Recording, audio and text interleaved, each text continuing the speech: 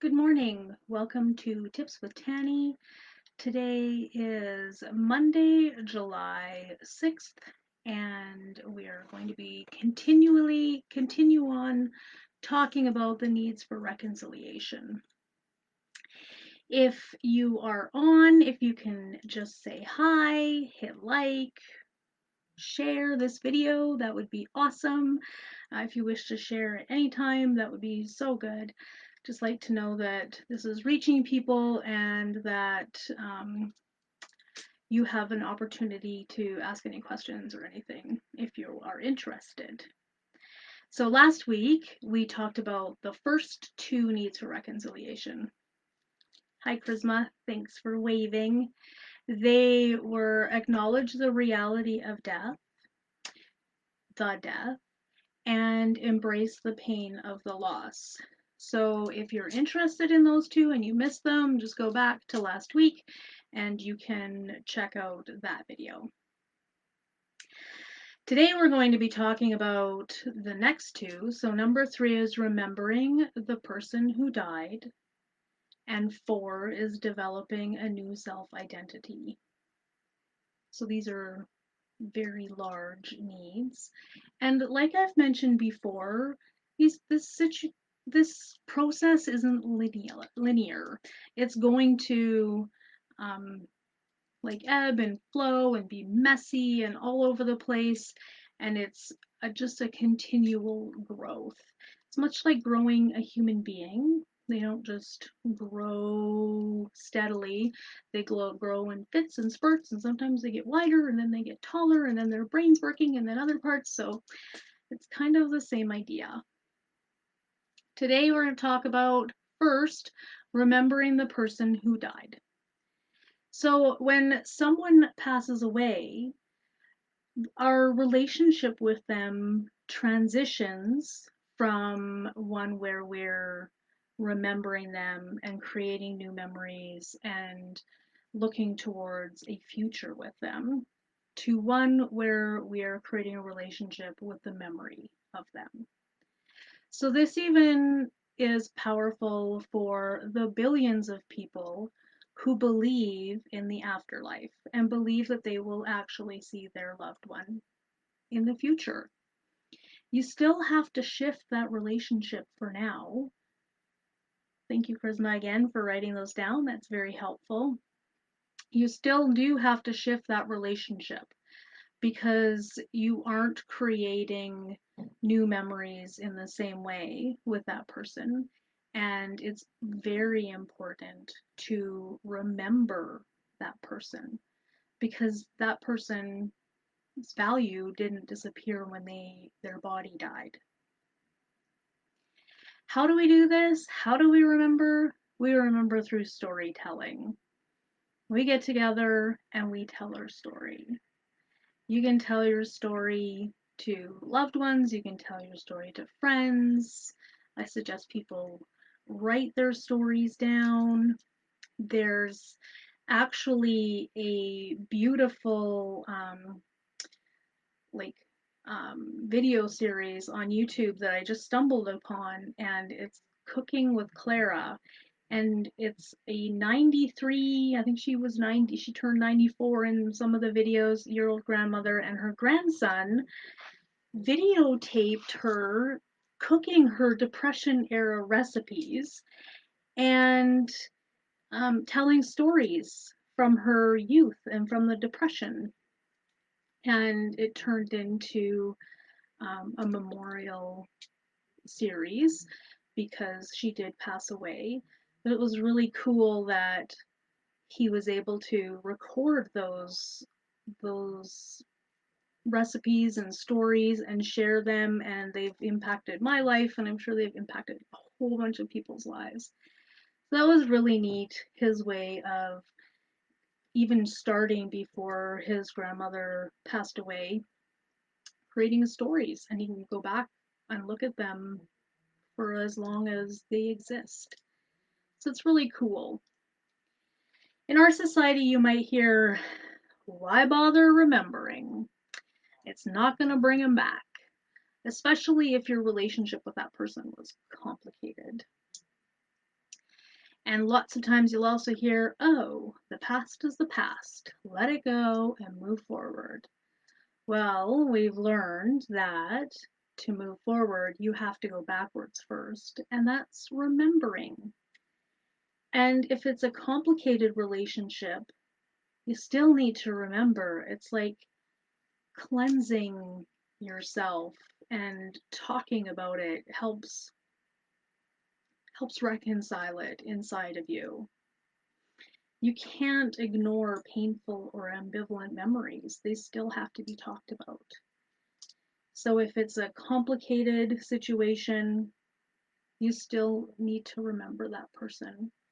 And you need to remember how that person impacted your life, and perhaps like process how that's affecting your life today.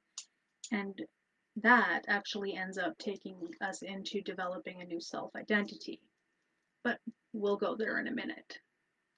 So, some of the things that can happen when you're not talking and remembering the person that's passed away, and it's complicated, or you're just trying to shove it down and you don't want to talk about it because it might hurt, or actually it does hurt, is you can get defensive. And you can, some of the defenses are like, oh, disorientation. Sorry, it's just stumbling there for a second. Disorientation, confusion, um, like explosive emotions, guilt, sadness, and depression. So first of all, let's talk about disorientation. So what does disorientation look like? Well, it can look like being really scattered. It can look like there's an inability to focus and accomplish the essential tasks of daily living. I know that happens a lot, especially in early grief. But as time goes on, you will become more focused and be able to live your daily life more consistently. But if you're finding this is ongoing, and the disorientation and the inability to focus and not be able to just take care of yourself and take care of the tasks and needs for life, then perhaps it's because you're using all of your energy to push aside those memories that are painful or ambivalent, and you have no energy left for anything else. It's kind of like when a little kid has, or even adults, but mostly I think about little kids, and they have a big, huge secret that they have to keep. And they know that if they start talking, they're going to tell the secret that's going to just like burst out of them. So they use all their energy to not talk. So you're like, what's going on for you? There's something you're trying not to tell me. Well, in adults, it's the same thing. If you're trying to avoid talking about the person that died, you're trying to avoid talking about your experience and the pain and just trying to like ignore it, you're using up all your bandwidth on ignoring it. And so your brain's like, dude, I am overdone. Dr. Alan Wolfeld talks about it as RAM. You've used up all of your RAM on avoiding and distracting. So, as painful as it is, it's really important to take some time to actually talk about the story of your life and with that person, or your life even without that person because that person wasn't around. If you don't have a person in your life, please remember there's a lot of counselors out there who are happy to talk to you about your world. And if they aren't, you need to find a new counselor. So I wish you luck. Don't forget, FCSS has lots of resources. So next is the explosive emotions. So it is challenging to recall painful events, whether they're good or bad. So when you're grieving, you can often don't want to talk about the good things because you might end up crying. You don't want to talk about the bad things because you might end up crying. You don't want to talk about anything because you're just trying to push it aside. And then when somebody's pushing your buttons or something goes wrong in your world, you might explode. So I often tell people that anger is sad's bodyguard. Anger feels really powerful. And pain is hurt and it's vulnerable. And anger's like, I'm just gonna explode and take care of this so you don't have to feel this pain. And that doesn't work out very well because the people around us, they would much rather support you through your pain and growth than be yelled at or exploded on. And if you can't talk to your family members or your friends about this, again, go to a space with a counselor and talk there. The nice thing about talking with a counselor is it's contained usually within an hour. So your brain's like, okay, I can handle this for an hour and then I'll be okay and I can carry on with my world. It's really important. It's really important to change that relationship and help yourself realize that those things with that person are memories. Guilt. Guilt is massive. Lots of people think, oh, if I had just done this one thing, then maybe they would have been okay. Or, oh, that one time I yelled at them. I was really weak. I was so tired from taking care of my sick loved one that I just snapped that day. And and all of these guilt stories just pop into your brain. The best thing about sharing and remembering all of the memories is it puts each of those little guilt moments into a big giant bucket of all kinds of other memories. So you have happy memories and silly memories and angry memories and sad memories and exuberant memories and tender memories and loving memories and funny, like all the different kinds of memories all piled in. And then interspersed occasionally, there's some guilt memories. So it really dilutes that guilt because your brain can focus on that guilt, and then all it is a big ball of guilt. And that is not a great way to remember that person. Your relationship with that person was so much more than those little memories of guilt.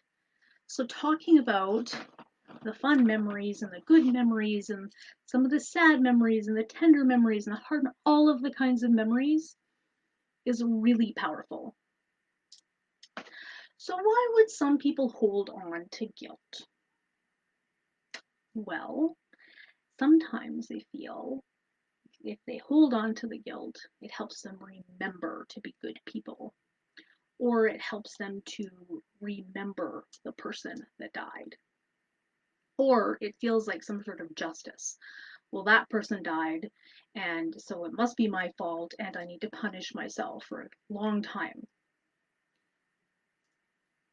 That's not a great way to have a relationship. Would you want to be in a relationship with a person that was alive, that was all guilt, that everything you did, all of your memories about them was around your guilt? I don't think so. I think you want to remember all the things and have a full relationship. So that's the need for remembering. So I've talked before about remembering, and remembering can be traditional. So you can have it on special days throughout the year where you remember. You can have all of those rituals. You could have a diary. Some people listen to music. Some people see signs. So it could be a blue jay or a special number that that person loved. I heard about dimes, and now I find dimes all the time. And every time I find a dime, I'm like, who is it? Which one of you is thinking about me?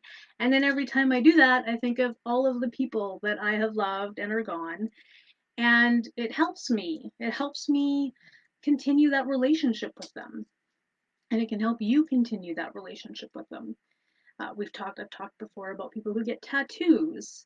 And so when somebody sees the tattoo, they ask about it, then you get to retell the story. And it's really it's really a good way to continue that relationship. So need number 4. Need number 4 is, oh, create a new self identity. So what does that even mean? Well, that means that you have to go through the process of realizing that that old label that you had might be gone or changed. So instead of wife, you'll be a widow. A parent is now a bereaved parent. Your best friend could die. Where does that leave you? Who's your best friend? Who's your good friend? Who's your friend that you used to go to the beach with all the time? Who's the friend you would call if you needed somebody's shoulder to cry on? Who's the friend who would kick you in the rear end if you needed to get motivated to do something? Every person that passes away had a role in your life, and you had a role in their life. I don't know about you, but my life revolves around my role with all of the people that I love. And when one of them is suddenly gone, that role with them is gone. And then what? You're developing something completely new.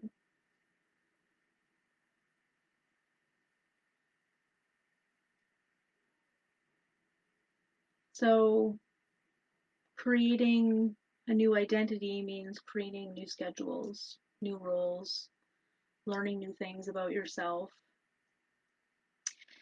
And lots of times you can grow into something that you had no idea that would be something you would do with your life. I know where I didn't grow up as a little girl thinking that I would be interested in supporting grievers, people who were mourning. I didn't think that, but as I experienced loss around me, it, I changed and I became someone who does support people who are mourning. Do we need people to die so that we can change? No.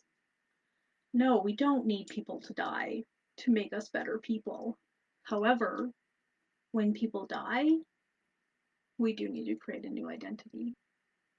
And we do need to find meaning in the loss.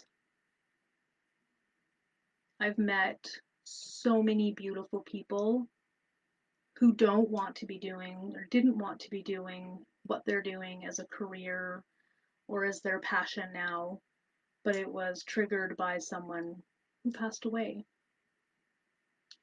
So it's not that we need people to die to make us better or help us grow, but we do need to be better and help ourselves grow when somebody does die. It's just part of our integration with that grief in our life.